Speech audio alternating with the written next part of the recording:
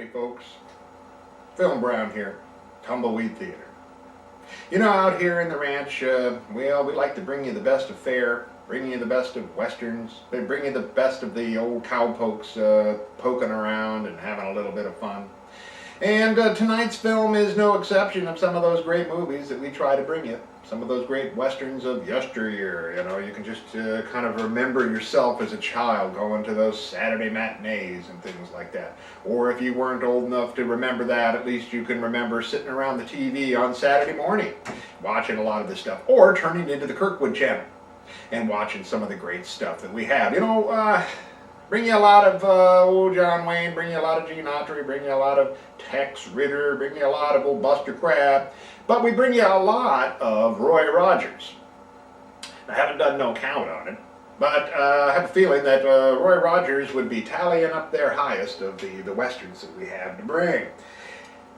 Tonight's film is a Roy Rogers film, and he's playing that old critter Billy the Kid, okay?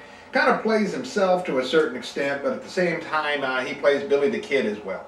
Okay, it's one of those mix-up films type of thing.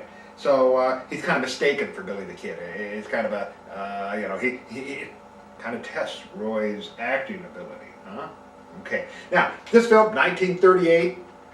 If we know and remember our Roy, okay, he's a little bit of early on in his career at this point. Okay, he still has Trigger, of course, at this point, but it's early in his being a solo cowboy. Not really kind of declared yet the king of the cowboys yet. We're going to wait a couple years for that to happen.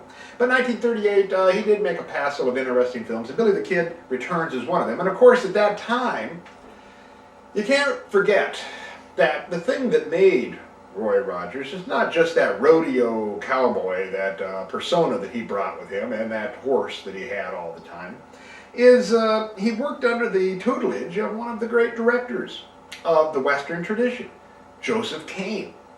Now Joseph Kane, you know, if you've watched our show much, his name pops up over and over again. Okay, and he sort of broke Roy in, sort of defined Roy's persona.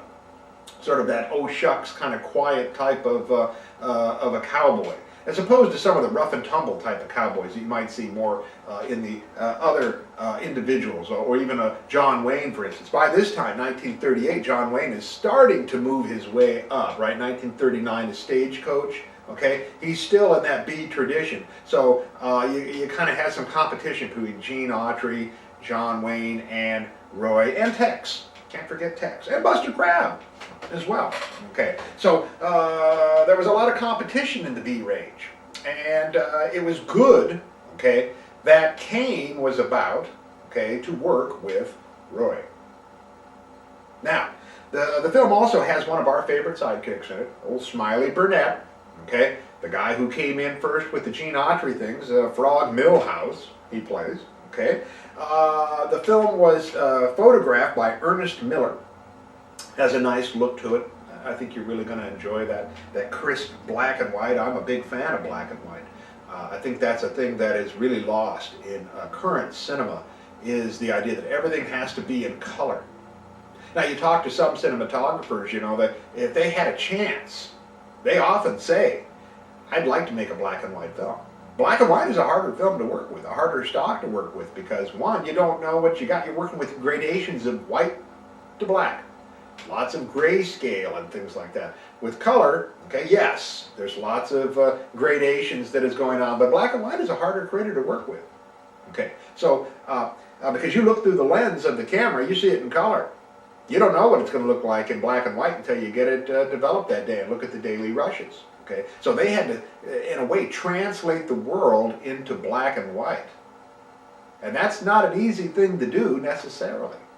Okay, of course, work on, I mean, these guys like Ernest Miller and other folks that were Hallbaugh and folks like that who worked on a lot of these early films, they developed an eye for that. They knew what to look for. They knew what that sense of that darkness or that shadow was going to do, or where the light spot was, and how that was going to translate into those gradations of white to black with no color in between. So, kind of take our hats off to those cinematographers. Think you're going to have fun with this Billy the Kid film? Billy the Kid Returns. I wonder where the heck he was. Okay, he was supposedly somewhere else, right? Okay, he's now here, I'm guessing. But we always find Billy the Kid. It's good to see that he returns. It's good to see that Roy returns. Well, have fun with this film. Roll 'em, Smokey.